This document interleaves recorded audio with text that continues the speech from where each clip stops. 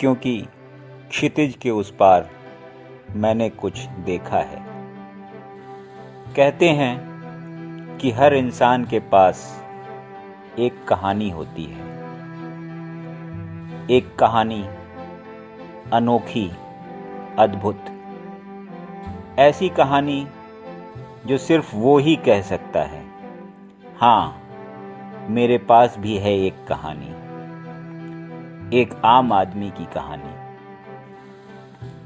हर रोज की तरह आज भी मैं लोकल पर सवार हो गया। अंदर बहुत भीड़ थी। ऐसा लगता था मानो नाजियों के यातना गृह में आ खड़े हुए। कंधों को विशेष अंदाज में आगे रखते हुए मैं जा पहुंचा सीट के बगल की गली में। अनायास आंखें मूंदी जा रही थीं और पार्श्व से धीमी आवाजें क्रमशः तेज होती जा रही थीं।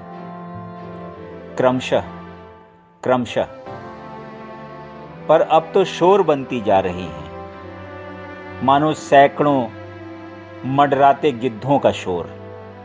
जातिवाद, क्षेत्रवाद, भाषावाद, धर्मवाद, इस असहनीय शोर से सर फटने लगा। शरीर का संतुलन बिगड़ रहा था। हताश, निराश, परास्त, पैर अब शरीर का बोझ उठाने में असमर्थ, और मैं मजबूर होकर लोकल की चौथी सीट पर बैठ गया। शीघ्र ही अधमुदी आंखों से गुजरकर चेतना पसरने लगी। एकलव्य छुप कर करता अभ्यास। एक दिन गुरु का आदेश, उस श्वान को करो खामोश। पांडवों से पहले ही तीरों का समूह श्वान को खामोश कर चुका। अद्भुत, अविश्वसनीय। पर ये तो राजपुरुष नहीं, पर ये तो हमसा नहीं। गुरुद्रोण की दक्षिणा, करो दाहिने अंगूठे का अर्पण। एकलव्य का त्वरित समर्पण, क्योंकि क्षितिज के उस पार उसने कुछ देखा है। बुद्ध कुछ अनसुलझे सवाल करते परेशान बारंबार। छोड़ सभी सब माया जाल, चल निकले सत्य संधान। और तभी बोधि वृक्ष के नीचे बैठे बैठे स्वगत प्रलाप कि क्षितिज के उस पार मैंने कुछ देखा है। ईसा, सलीब से टपकती टप टप खून की बूंदें, असहनीय पीड़ा।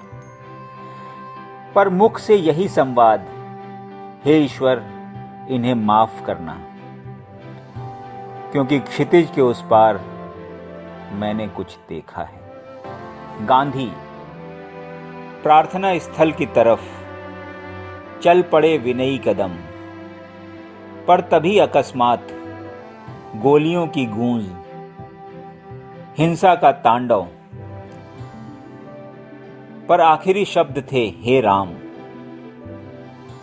क्योंकि क्षितिज के उस पार उन्होंने कुछ देखा था। तभी पीछे से किसी ने धक्का दिया तो एहसास हुआ कि मेरा भी स्टेशन आ गया। तेज कदमों से मैं उतरा। एक प्रण, एक विश्वास, एक आशा, एक स्फूर्ति कि जिंदगी तुम्हें आखिरी दम तक लड़ेंगे, क्योंकि क्षितिज के उस पार मैंने कुछ देखा है।